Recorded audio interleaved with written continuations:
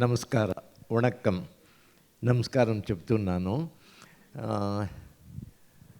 Well, I'm just, I have entered 89th year, and at the outset I take the opportunity of thanking the organizers for providing a forum for the regional language, because what happens is in many such literary events, usually the the local language and literature is marginalized.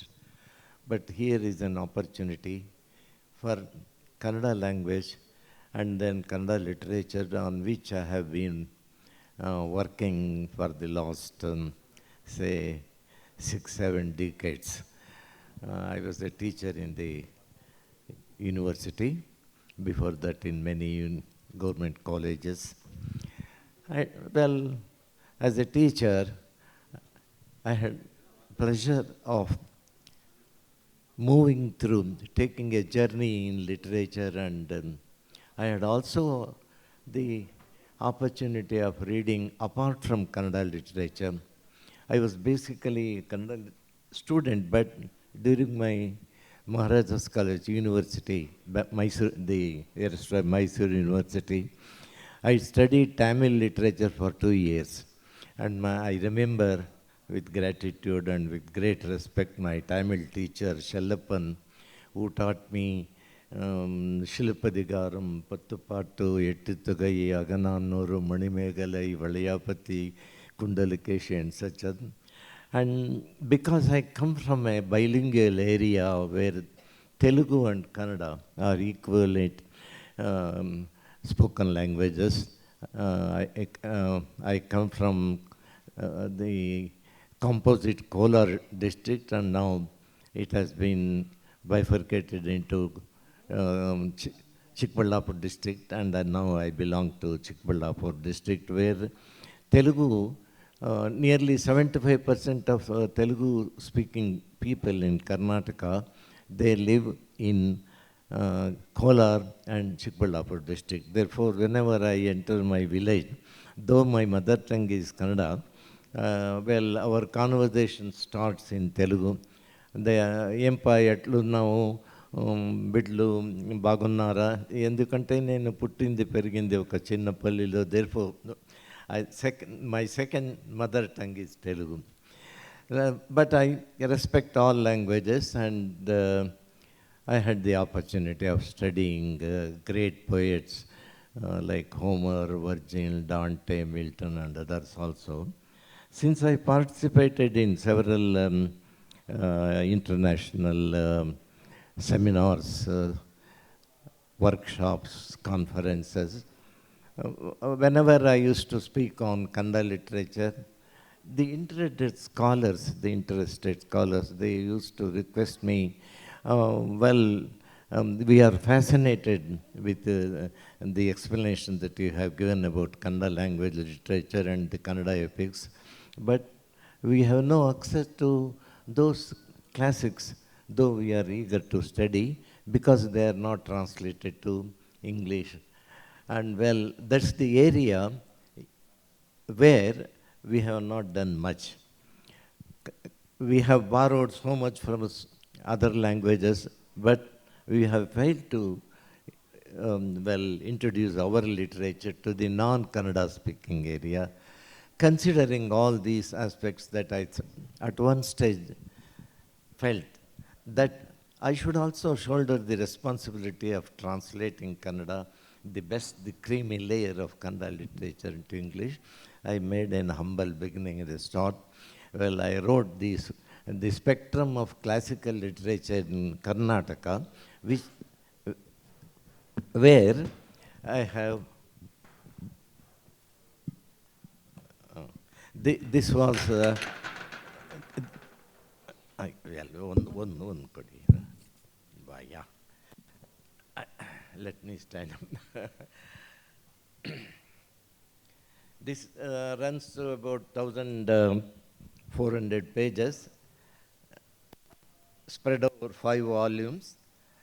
And each volume, the entire set of 5 volumes was launched in London University, and each volume was launched by a scholar, a critic, a writer from different countries. So 5 volumes, 5 writers from 5 countries, they launched. I had that, I enjoyed that occasion. Well, uh, the period that I have covered in these 5 volumes is between 5th and 13th century, spread over for 6 centuries or 7 centuries. And the major epics written in Kannada during that period, of course, Champu was the form, genre, and then most of the Champu poets between 9th and 13th century, their classics, not only giving the gist, the summary of their works, I have also tried to analyze the importance of that work and how it can be compared with the great classics of the world, and the classics of southern Indian language like Telugu, because Nannaya and Pampa I have compared. Pampa and Homer I have compared. Pampa and Virgil I have compared. So a comparative study is also there.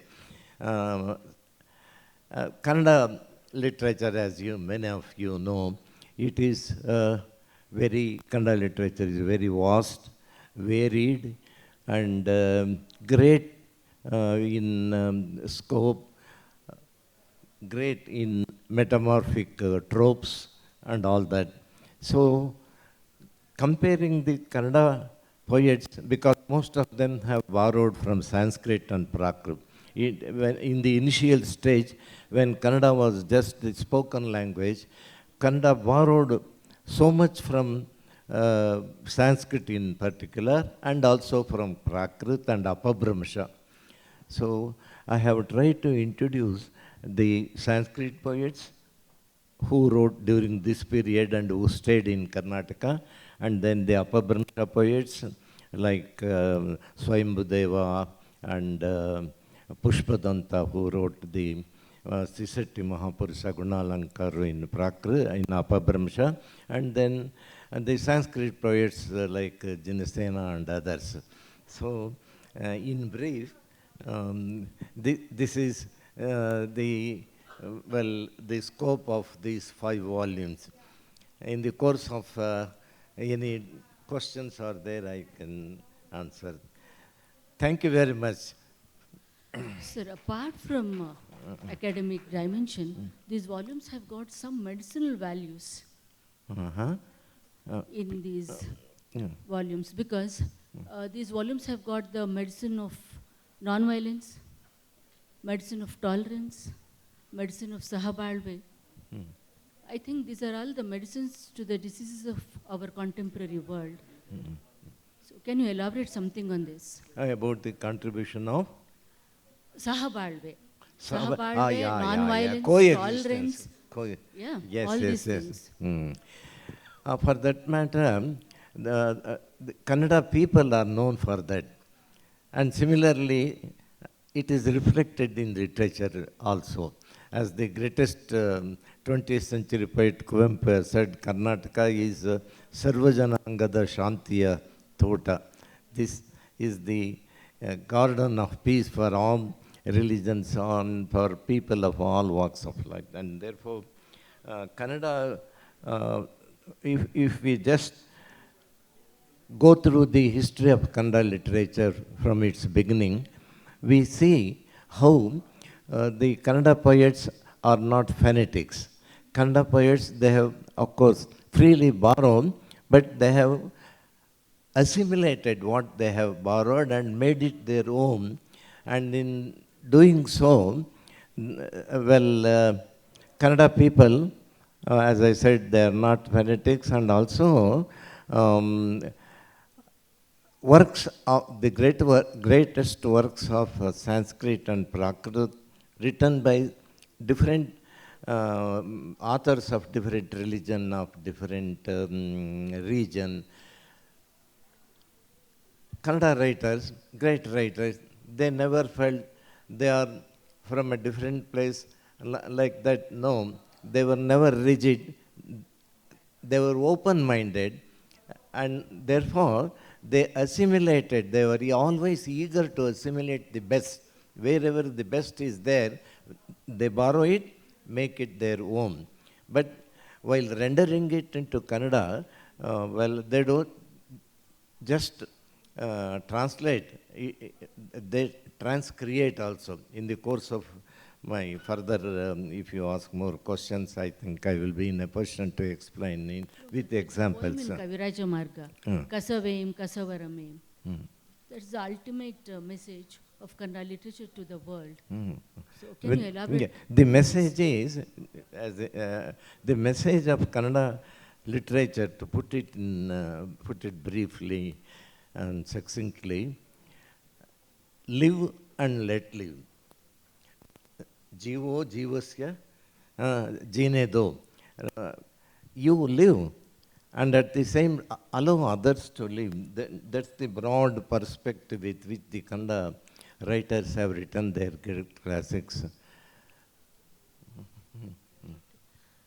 It's very difficult to translate a poet like Pampa.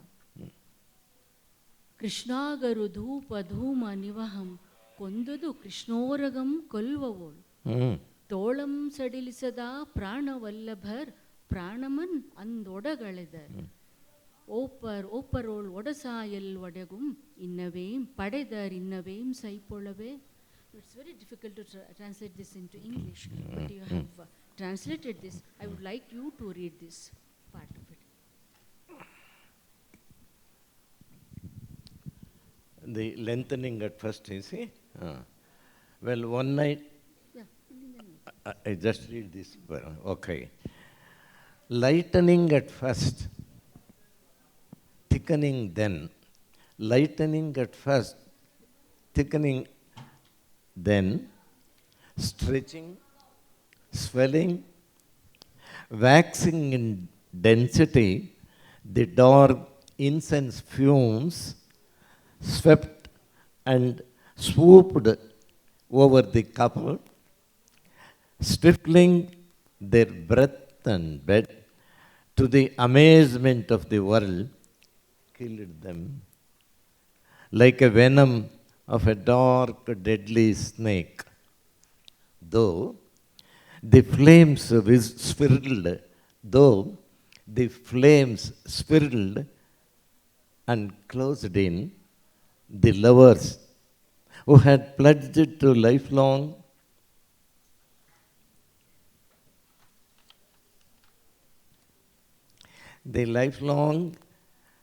did not loosen their embrace. No, sorry, I should read it again. Did not loosen their embraces, but together ended their life. What greater blessing can there be than to die together? What greater blessing can be there than to die together in each other's arms? The dark fumes of agile incense, no doubt meant for sensual pleasures, nevertheless killed this volupture by suffocation. Indeed, the carnal delights prove lethal, more so than even the hoods of serpents, more so than even the hoods of serpents. How strange, then, that fools still do put faith in success pleasures. No, I read it again. How strange, then, that fools still do put faith in such pleasures, when the human Dio, barren to such luxury, did, even as one looked on, succumb to such a fate, all in an instant. Their limbs so luminously level before. No, I read it again. Their limbs so luminously lovely before grew laden with life leaving them like a house plunged in darkness when the lighted lamp goes out. This is from Janna's Yashodhara Charita. Yeah. It's an episode. At the most, we may get the essence of the poetry, but it's very difficult to get the poetry of Pampa into English. I would like to know what are the challenges you faced, difficulties you faced while translating their poetry in particular. Well, translation is always a challenge for a writer, even for a creative writer, because the soul and sap and the spirit of the local language, it is very difficult when we translate into other languages. But some of the best translators, they have done it very successfully. However, so far, the greatest poets of Kannada language, including Pampa, Panna, Ranna, Janna, and others, they have not been translated. Their epics have been in full. They have not been translated to other languages. With all that all said and done, translation is necessary for increasing the depth and dimension of any particular language. It is said, and truly it is so, that the greatest age in literature is the age of translation. Now I just recite one or two verses from Pampa and in Kannada, so that you can taste the beauty and savor the beauty of Kannada language. And then if we try to translate that verse into English, it may be very, very difficult to bring out the same experience. Let me give a stanza, sir.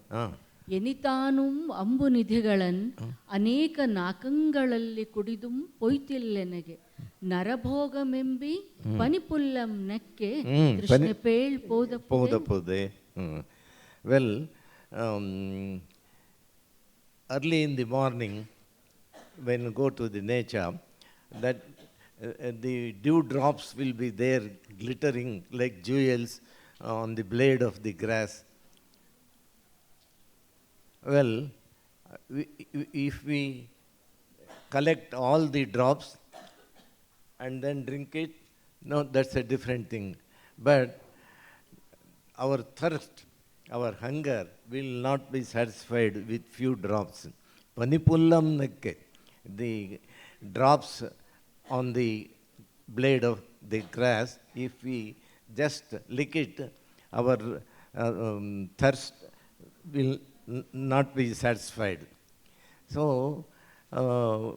tasting great poetry through some sample of verses is not be sufficient, but even then, I will just, shall I recite one or two verses from Kannada, or you have some more questions to ask? Let me ask one question. What is the response you have got all over the world for these volumes? Oh, response is very good, very inspiring, and particularly some European scholars like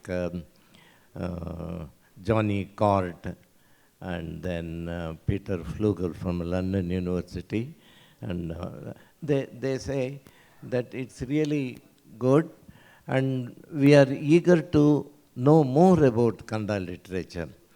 Now we have entered into the portals of Kannada literature through your works.